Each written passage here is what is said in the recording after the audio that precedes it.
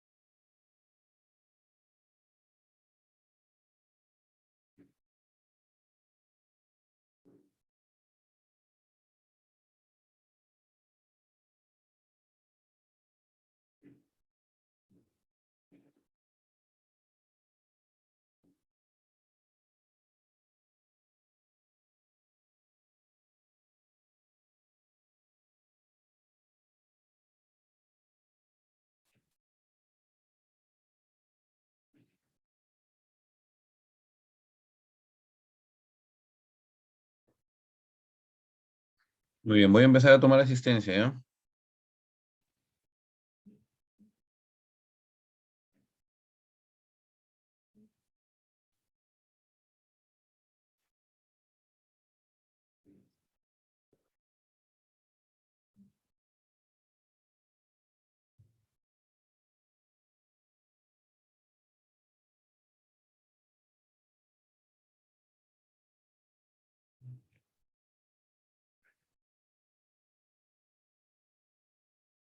Navarro Montenegro, Buenos días, doctor. Presente. Andonaire Montes, Presente, doctor, buenos días. Aponte Villacorta, Presente, doctor. Buenos días. Arcila Cabrejos, Presente, doctor. Buenos días. buenos días. Arenas Piscoya, Presente, doctor, buenos días. Arias Sánchez, Presente, doctor. Buenos días. Carrasco Aguinaga, Presente, doctor. Buenos días. Bautista Sánchez, Presente, doctor. Buenos días. Bazán, Presente, doctor. Buenos días. Becerra Rojas,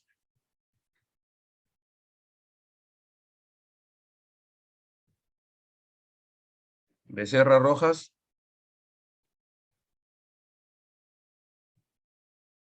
Bernedo González,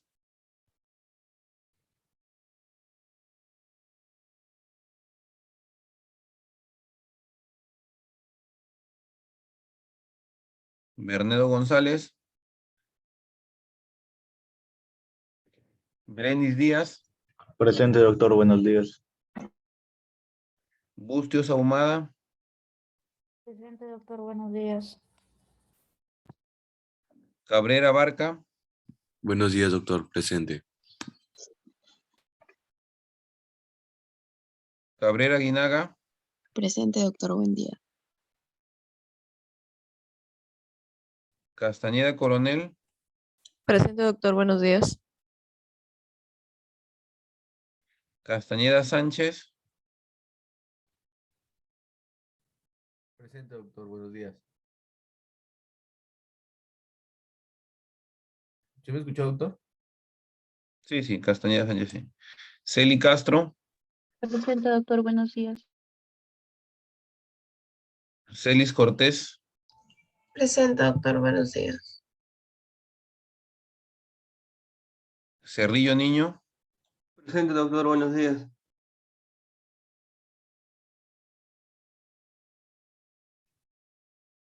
Chapoñán Mel, Presente, doctor. Buenos días. Ángela y Camila, ¿no? Sí, doctor. Presente. Buenos días.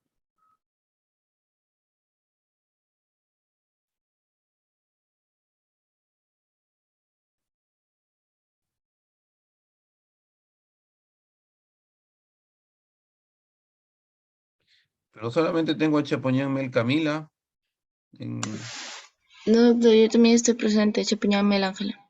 Sí, doctor, ambos estamos Ya está presentes. como Ángela Chapoñán. Está bien. Cueva Puelles. Presente, doctor, buenos días. Kuzma Cubas. Presente, doctor, buenos días. Dávila Coronado. Buen día, doctor, presente. Dávila Vázquez. Buenos días, doctor presente. De la Cruz Vega. Buenos días, doctor presente.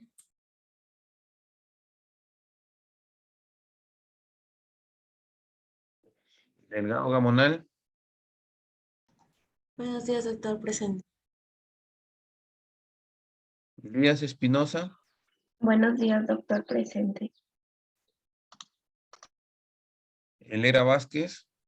Buenos días, doctor, presente. Escalante Cuadra. Buenos días, doctor presente. Escobar Milián. Buenos días, doctor presente. Estela Moreto. Buenos días, doctor presente. Farro Salazar.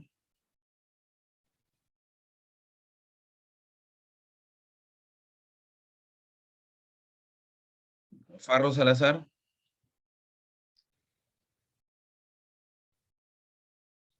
Fernández Vázquez. Yo, doctor presente. Fernández Quirós.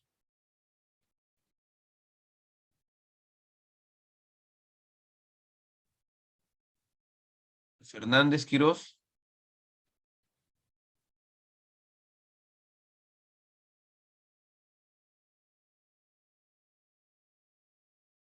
Doctor, sí, mi compañera tiene problemas con su laptop que a veces se reinicia y probablemente sea eso, pero voy a comunicarme con mi compañera, pero lo más seguro es que sea eso porque ya tiene fallando su laptop varias veces.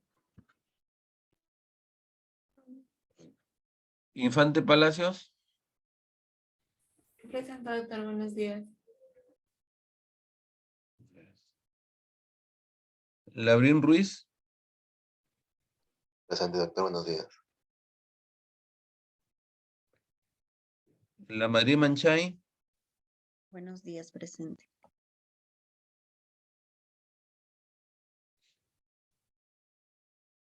La Torre. ¿Hasta qué alumno es la mitad de este grupo? Hasta mi doctor. Ahí termina la lista. Con la Madrid. Muy bien.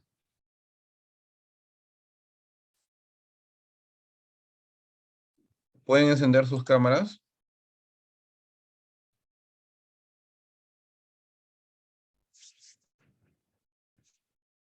¿Hay algún grupo de ustedes que no haya presentado caso clínico? ¿O ya todos han presentado caso clínico en los casos que han habido? Todos los grupos. Todos han presentado, doctor, pero hay grupos que ya hemos expuesto 2 veces. O sea, quieren exponer 3 veces. ¿Qué grupos han expuesto 2 veces? Mi grupo, el grupo 5 y no sé qué otro grupo, la vez pasada llevamos 2 veces. El grupo también, 5 doctor. y el grupo grupo tres. 3. Grupo 3. Ya, entonces, Doctor, el grupo 2 también ya expuso 2 veces. bueno, entonces ni modo.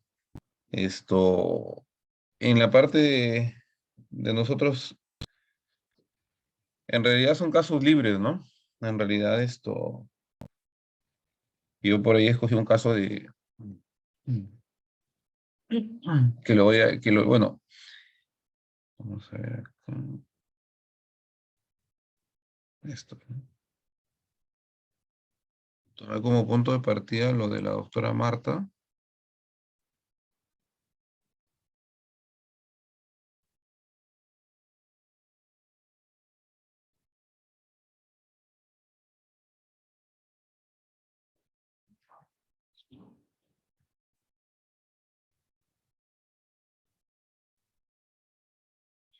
Bueno, básicamente esto, ¿no?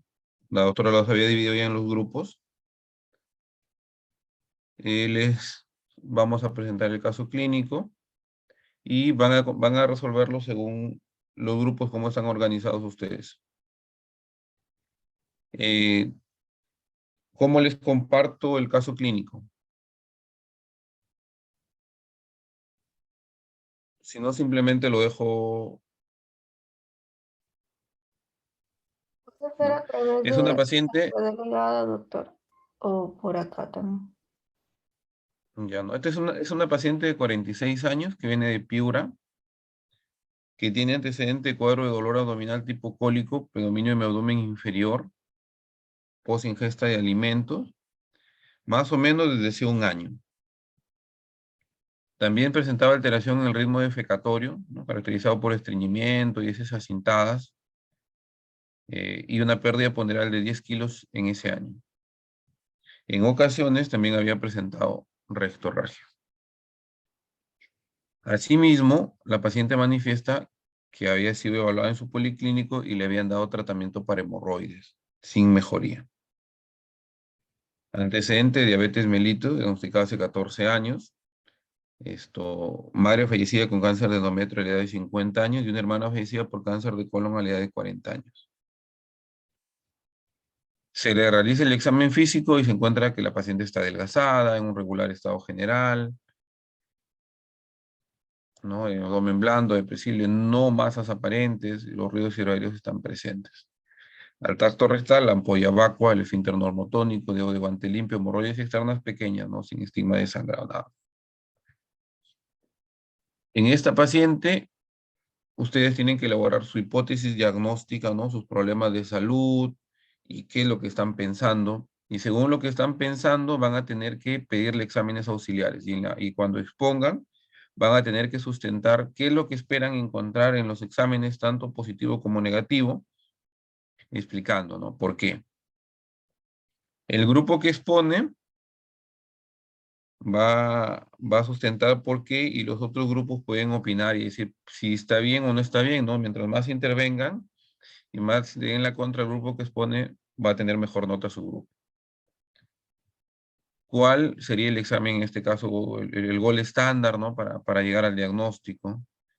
Y una vez que hemos llegado a esto, yo les voy a volver a enviar los exámenes auxiliares, los resultados de los exámenes auxiliares de este paciente, y ustedes van, con eso de ahí, van a elaborar su diagnóstico definitivo y me van a enviar, o en diapositiva lo van a subir al aula virtual y ahí yo les voy a revisar, ¿no? Para ver qué plantean en esa paciente en especial. Entonces, se los envío al WhatsApp, ¿puede ser? O Sí, doctor. ya. Entonces ya ustedes ya saben ya los grupos, ¿no? Cómo han sido grupo uno, grupo 2, todo. Se los envío, en una hora nos encontramos y luego ya les envío las últimas, lo conversamos todo, les envío los exámenes y ustedes ya elaboran su diagnóstico definitivo. Igual tienen mi número, si tienen alguna pregunta, alguna duda, lo podemos ir resolviendo.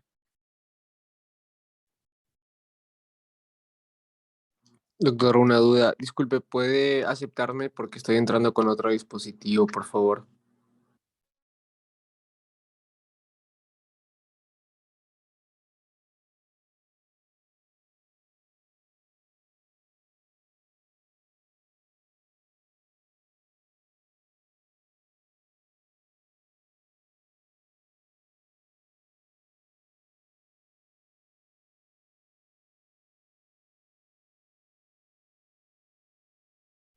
Gracias, doctor.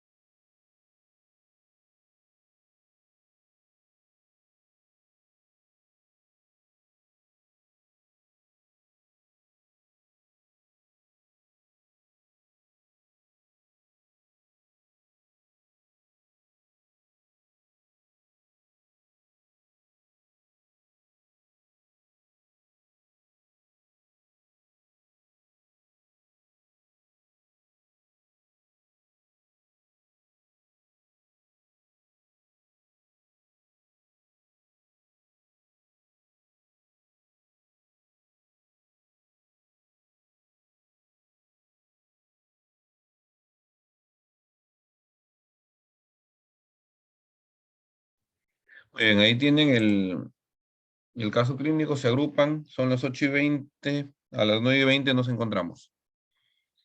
Y ahí voy a escoger un alumno al azar de los 36 que están y ese grupo sale, pues, ¿no? Bien, chicos, nos encontramos. Cualquier cosa, me escriben al WhatsApp.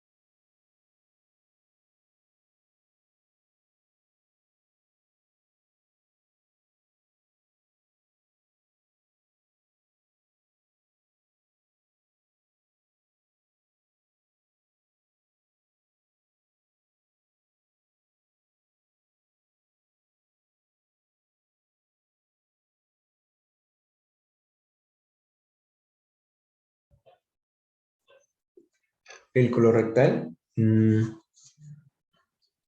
¿cómo se, o sea, si se altera el tránsito defecatorio o si se está afectado por la Luis dieta? Ángel, tu audio está encendido. Sí, Sí, creo.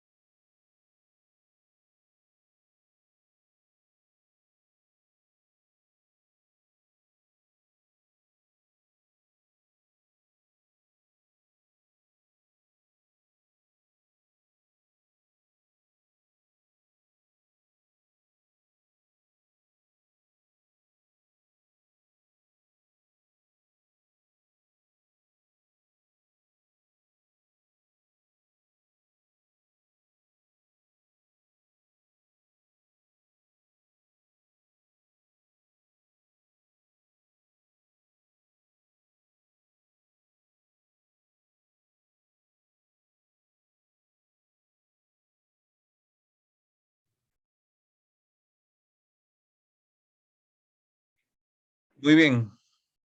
Tiempo. ¿Cómo van?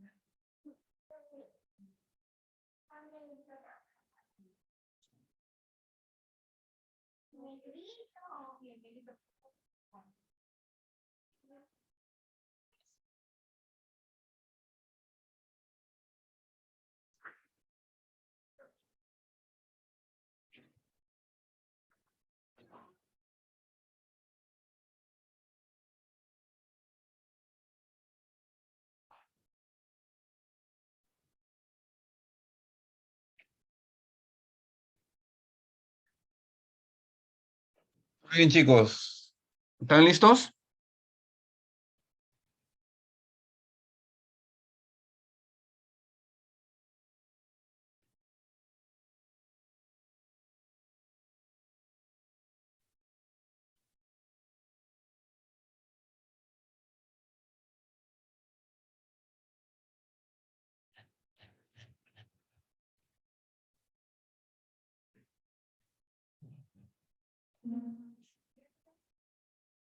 No.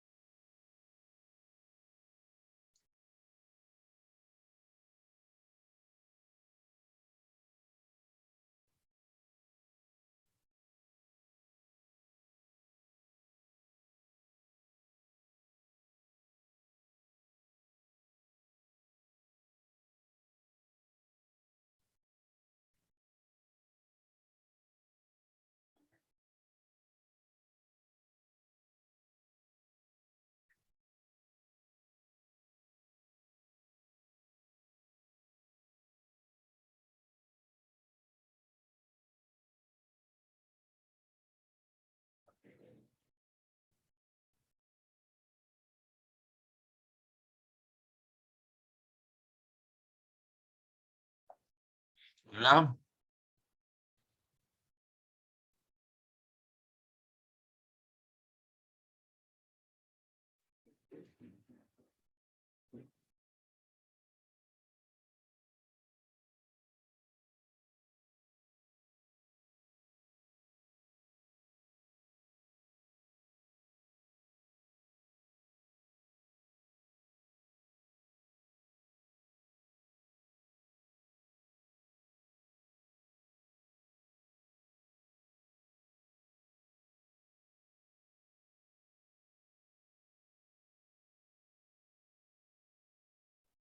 A ver, chicos, ¿ya ven dónde están?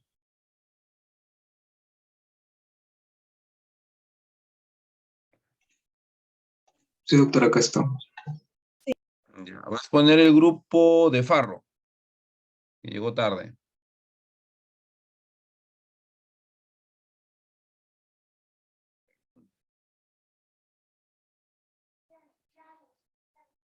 ¿Quiénes son parte de ese grupo?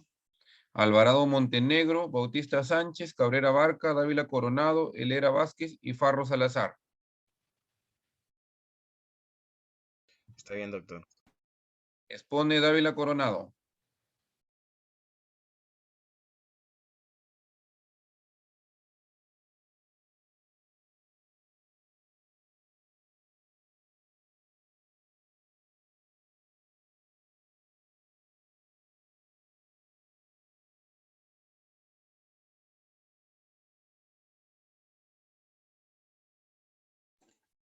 Un momento, doctor, para mi compañero va a compartir, por favor.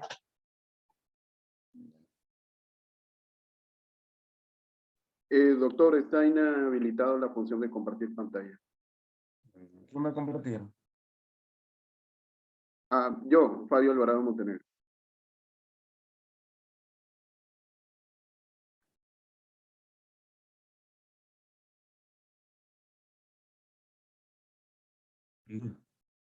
A ver, dale a compartir.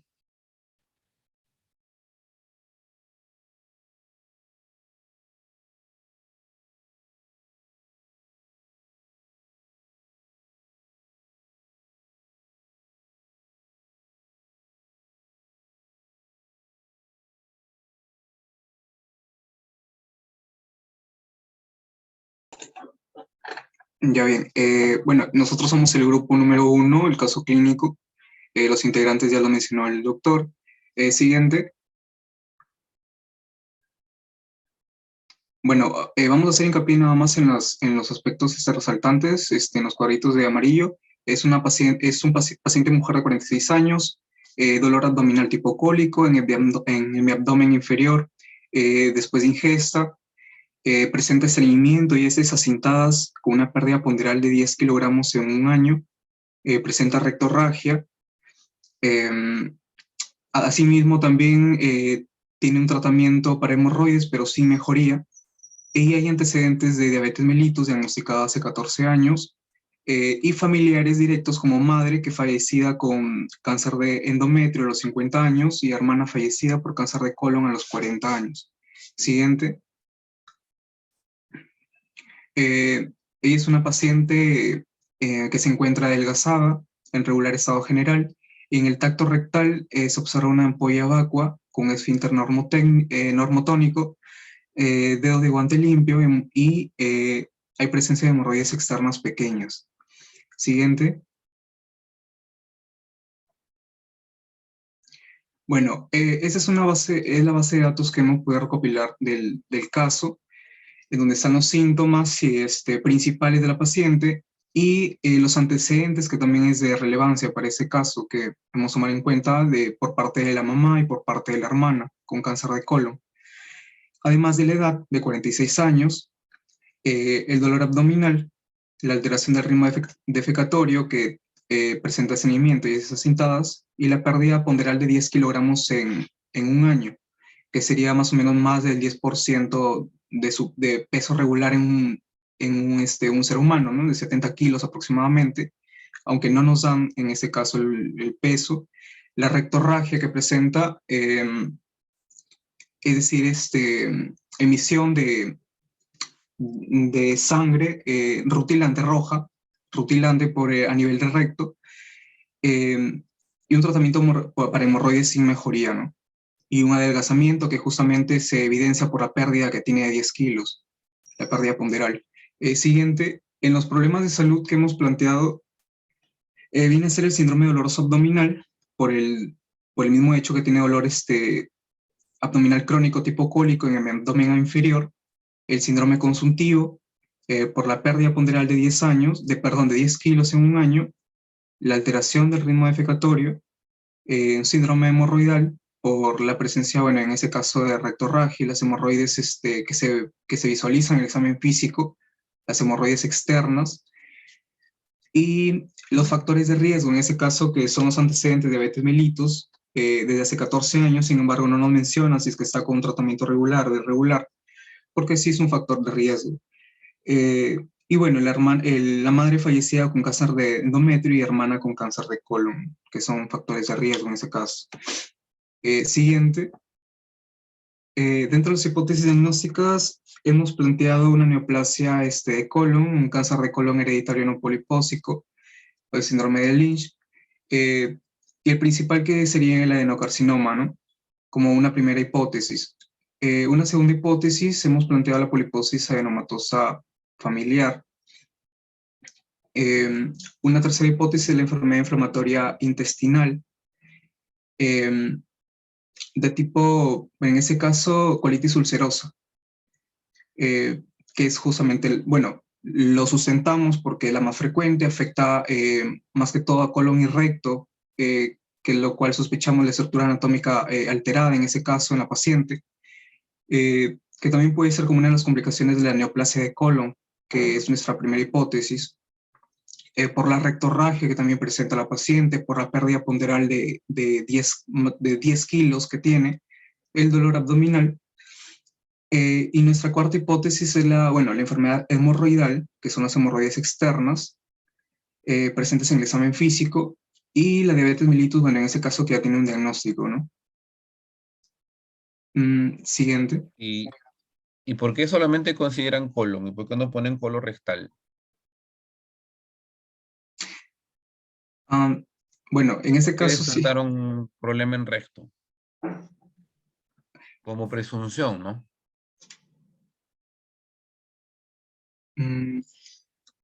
Bueno, más que todo por el antecedente, tal vez, por el antecedente del familiar, por la hermana fallecida por cáncer de colon, pero en ese caso sí ha sido una omisión porque sería colon rectal en ese caso. O sea, el hecho de que tenga cáncer de colon no descarta que en Sí. realidad todo es colorecto, no solamente colon. Sino que digo, ¿por qué no ponerlo colorectal y por qué solamente colocarle colon? ¿Qué le lleva a pensar de que la lesión puede, si es que están pensando que es un cáncer, está en colon o por qué descartan que no esté en recto? A ver, seguimos. Porque ya con los datos que tienen ya podrían hacer una presunción. Siguiente.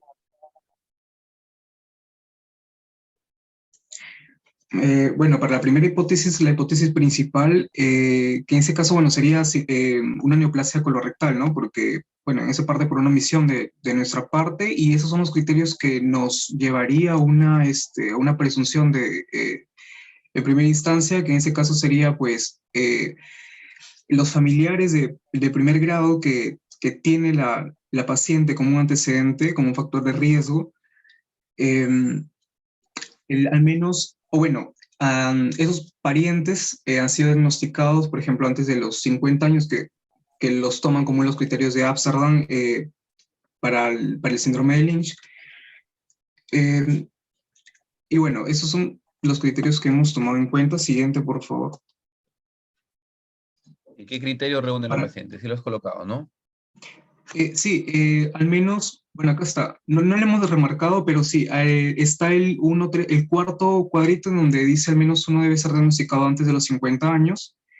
Y el cuadro número 2 que dice uno debe ser familiar de primer grado familiar de primer grado de la paciente. ¿Las generaciones sucesivas?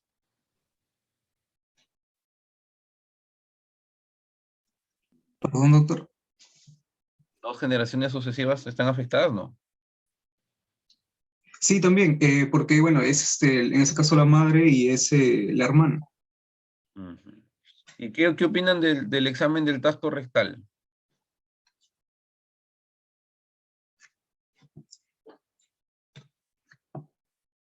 Doctor, mencionaban que, bueno, ¿para el grupo o para el que estás poniendo? Disculpe. Para abierto, cualquiera. Bueno, doctor, en este caso mencionaban que cuando se sospecha de una neoplasia de colon, el examen tacto rectal no tendría mucha significancia, pero de forma ambulatoria sí se podría realizar. Lo que pasa es que el tacto rectal debe hacer en todo tipo de pacientes, ¿no? Eso, o sea, todo paciente debería tener un tacto rectal. Ahora, ¿cuánto mide el recto?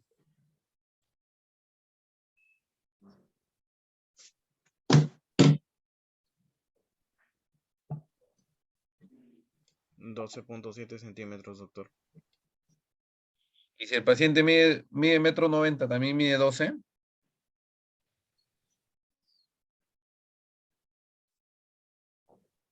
En realidad es relativo al tamaño del paciente, no va a ser lo mismo un paciente de 1,90 que un paciente de 1,40 o 1,50. Entonces, cuando uno hace un tacto rectal, primero que en la parte ano rectal hay lo que es un canal anal, ¿no? Desde el margen anal, canal anal, línea pectínea y luego viene recto. Algunos lo dividen en recto superior y recto inferior, y otros lo dividen en recto superior, medio inferior. Más o menos, hasta la unión recto sigmoidea son como 15 centímetros. No, entre 12 a 15 centímetros, eso es lo que mide, ¿no? Y eso se divide esto en más o menos 5, 5, 5. Entonces el recto inferior mediría unos 5 centímetros, centímetros más, centímetros menos, el resto medio otros 5 y el resto superior 5 más, ¿no? Entonces si el canal anal mide de 2 a 3 centímetros, más lo del el recto inferior que mide 5 centímetros, ahí tengo 7, 8 centímetros, y cuando yo hago un tacto rectal, mi dedo, ¿cuánto puedo llegar a medir, no? A lo mucho será 7, 8 centímetros. Entonces, lo que yo normalmente voy a tocar son las lesiones que solamente están en recto inferior. Las lesiones que están en recto medio o recto superior no las voy a tocar. Por eso le decía que yo no puedo descartar un NM de recto, ya sea recto medio o recto superior, con el tacto rectal. Entonces, esto también tendría que tenerlo presente, no solamente con un problema en colon, ¿no? Porque ahí yo estaría pensando que sea un colon izquierdo. Ya, seguimos. Sí, doctor, justamente lo habíamos pensado, pero creo que ha sido un error de tipeo que no lo hemos colocado. Ya continúa.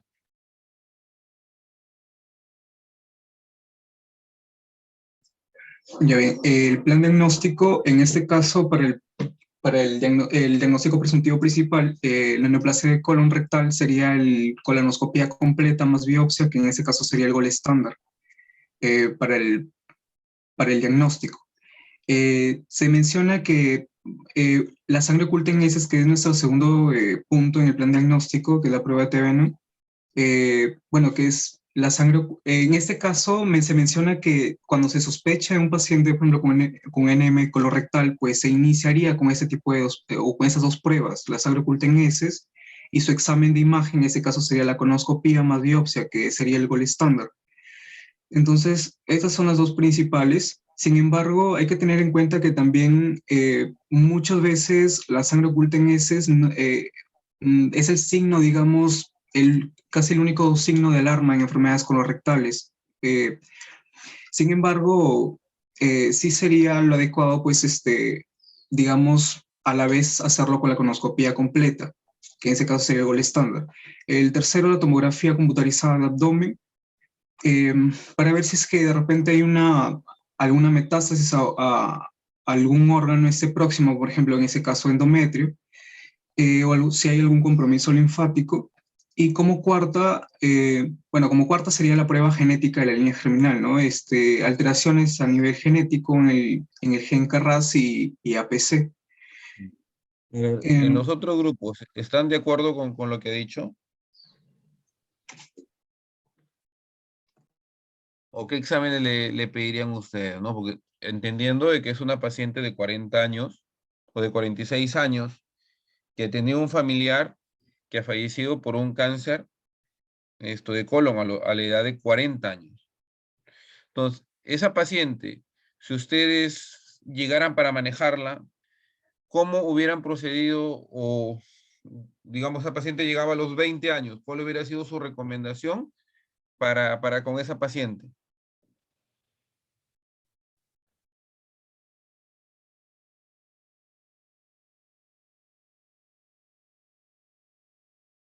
Doctor, ¿se refiere a prevención? Doctor, sí, bueno, como dice de la paciente, si hubiera llegado a los 20 años, se tiene que hacer el seguimiento colonoscópico justo a partir de los 20 años. Y bueno, la colonoscopía se repite cada 2 años hasta los 35 años y luego en intervalos anuales. Más o menos así sería. ¿Tiene la edad de 20 años? Sí. Bueno, esta según la literatura que leí. ¿Pensando en qué? Bueno, eso dentro del tema del síndrome de Lynch, que bueno, nosotros como grupo también lo consideramos. ¿Y por qué no empezar a los 30?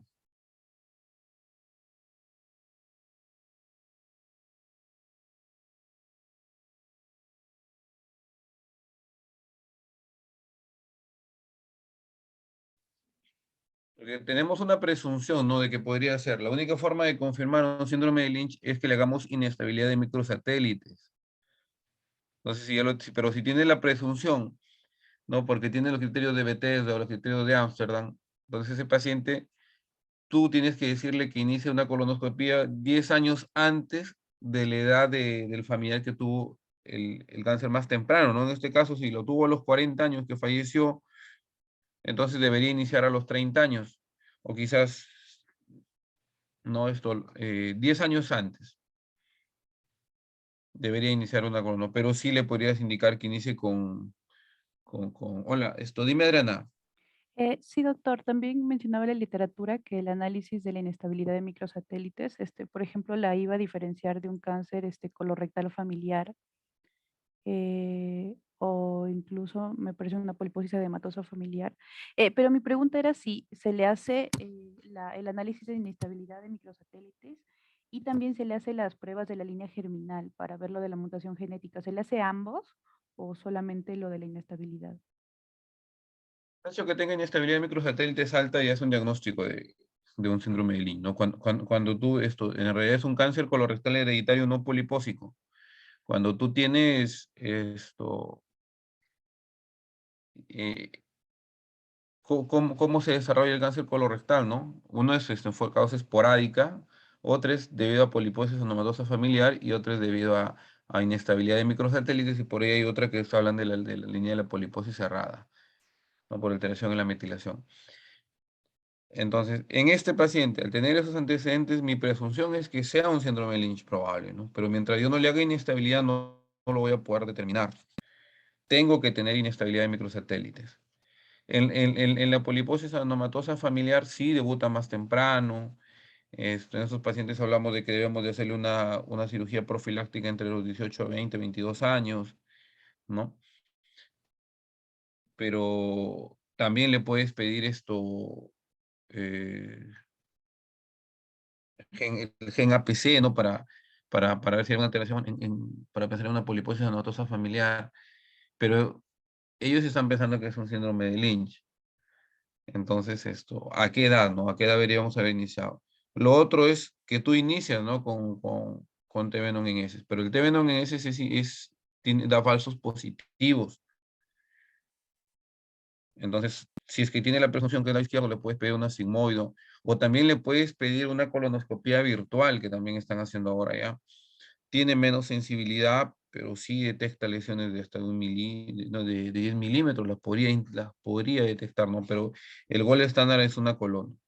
Lo que yo preguntaba era acá, le está pidiendo tomografía de abdomen, solamente va de abdomen, la tomografía, él está pensando, haciendo extensión de enfermedad.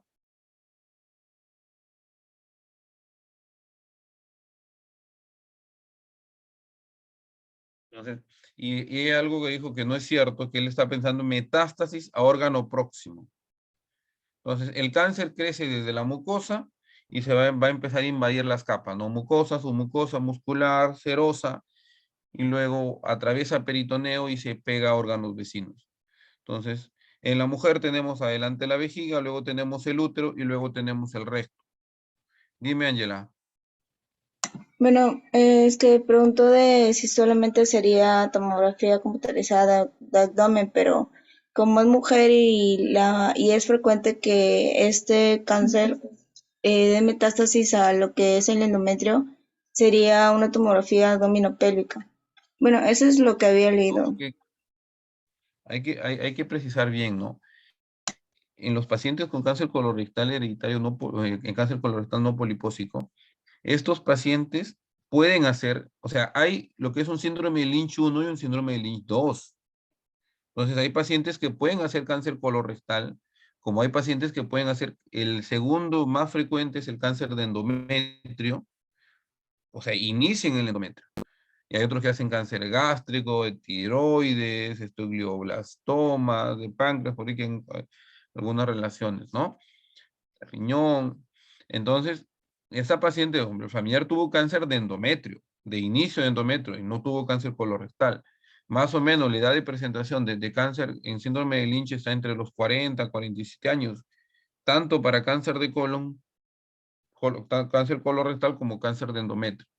Entonces, al hablar de metástasis, nosotros cuando tenemos un paciente que tiene un T4, no es una lesión que ya atraviesa el peritoneo, por continuidad se va a pegar al útero. Entonces puede ser que solamente sea una lesión que esté infiltrando el útero, pero eso no se considera metástasis. Las metástasis más frecuentes de cáncer colorectal son a hígado y en segundo lugar a pulmón. Entonces, si yo quiero ver extensión de enfermedad y si quiero descartar metástasis, tendría que hacer una tomografía de tórax, de abdomen y pelvis con contraste.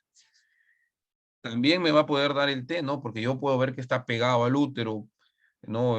O por ahí alguna asa pegada a la parte ósea. Entonces, eso lo voy a poder ver con la tomografía. También voy a poder ver si hay ganglios para ver hacer un TNM. Dime, Mari Carmen. Sí, doctor, justo menciona, pues viene respaldado por varias guías de práctica clínicas, tanto por la de MINSA y también por la OMS, en la cual este dice pues que la recomendación, sobre todo es una tomografía de abdomen, pelvis y abdomen, en este caso de abdomen, pelvis y tórax, diré, y justo su metástasis que más vamos a poder observar es a nivel de pulmón, ¿no? Lo que acaba de mencionar. A nivel pues de grupo también nosotros sí hemos considerado esos tres tipos. Es tórax, abdomen y pelvis. Si ustedes le piden de abdomen, agarran y hacen desde la cúpula diafragmática y llegan hasta la zona de la cresta ilíaca y ahí se quedan, ¿no? Y tú quieres ver abajo y no ves. Entonces, tórax, abdomen y pelvis para poder ver extensión de enfermedad. Y los genes, ¿no? En este paciente, si yo estoy pensando que tiene inestabilidad, es un síndrome de Lynch, tendría que pedirle inestabilidad de microsatélites. Continuamos. ¿Qué más exámenes le pedirían? Doctor, el otro sería el hemograma completo, porque podría ser para ver el estado de, tal vez si se está presentando anemia en esa paciente. Y bueno, la hemoglobina glicosilada más que todo para digamos, para evidenciar la evolución de su diabetes mellitus, si está controlado o no, y para el tratamiento que se debe llevar, ¿no? Más que todo eso, doctor, y bueno, evaluación que debería ser primero de la estabilidad hemodinámica en la paciente. Entonces esperamos para descartar una anemia, ¿no? Y si es que tuviera anemia, cuando manden las diapositivas tienen que decirme cómo van a corregir la anemia. En los marcadores tumorales, ¿qué esperarías encontrar?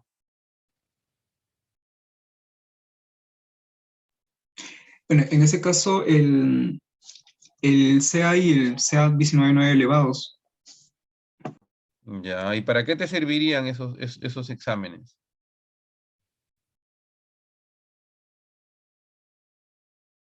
O sea, ¿con qué finalidad le pides? Dime, Renzo.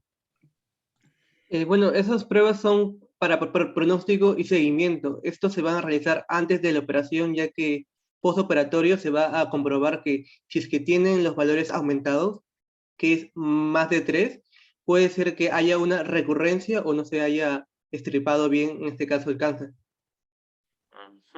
Son para pronóstico y para seguimiento, ¿no? El que tenga un CA elevado de inicio, no es un buen indicador pronóstico.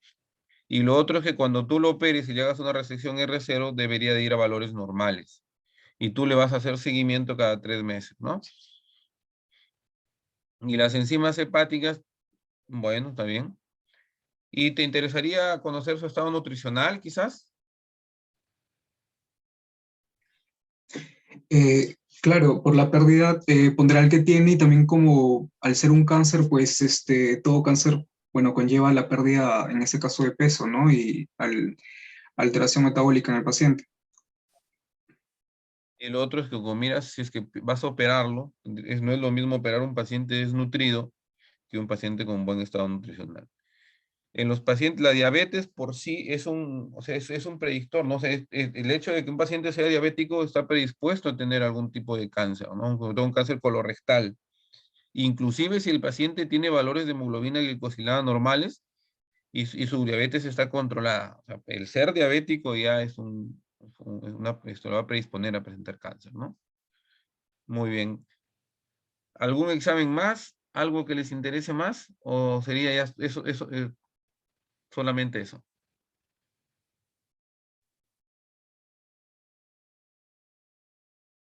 Si por ahí el paciente tuviera un cáncer de recto, ¿le pedirían alguna cosa más? ¿Algún examen más?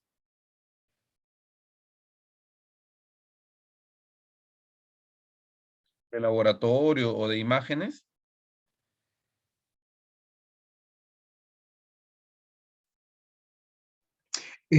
Doctor, en ese caso podría ser bueno, la colonoscopia que le hemos,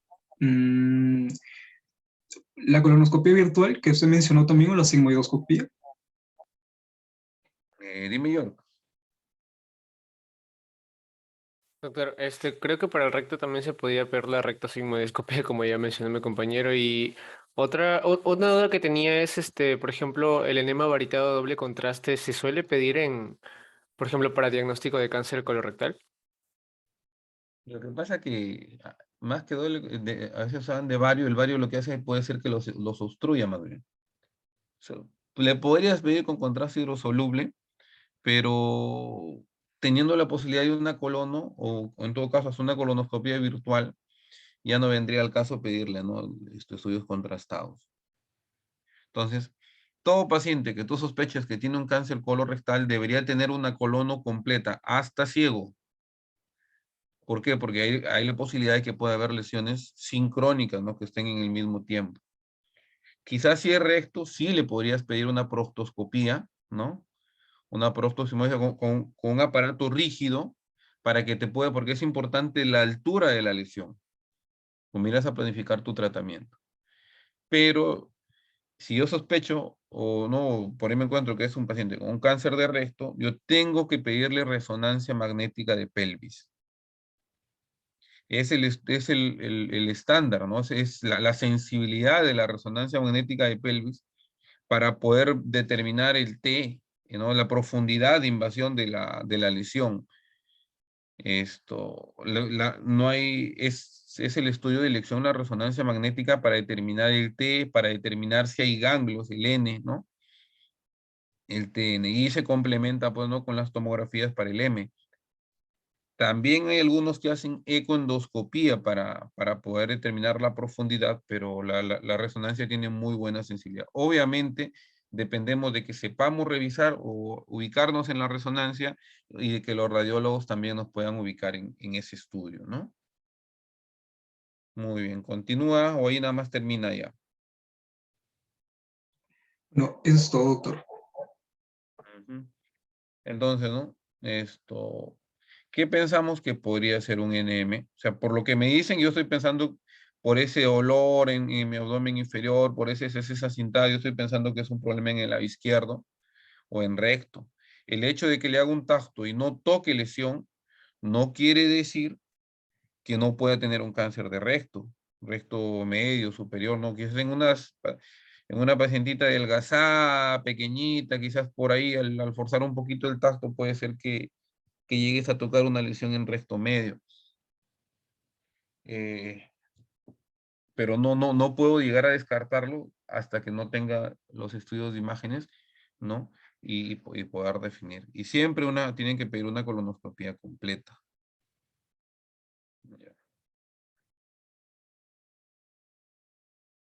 Muy bien.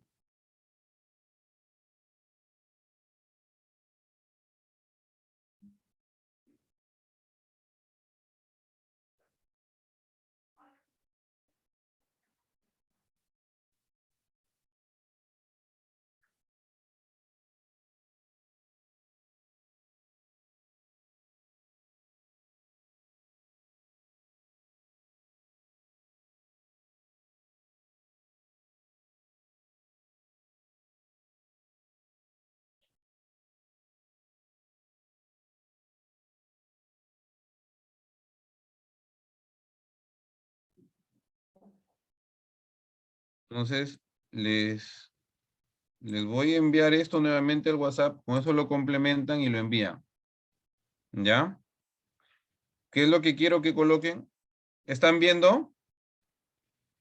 Sí, doctor. Sí, doctor. Ya. Sí, doctor. Entonces, le hicieron del hemograma lo único positivo fue que tenía una hemoglobina en 8.9, albúmina en 35, un antígeno carcinoembrionario en 22, un alfa feto en 1, y en la colonoscopia informaron que había unas hemorroides externas pequeñas y encuentran una tumoración en recto medio que se extendía desde los 8 centímetros del margen anal hasta los 13 centímetros. Asimismo, encontraron otra lesión en colon transverso de aproximadamente 3 centímetros sobrelevada. Biopsias de ambos fueron adenocarcinomas. Entonces, en la tomografía se ve el tumor en recto medio, también se ve la tumoración en colon transverso, sin metástasis a distancia.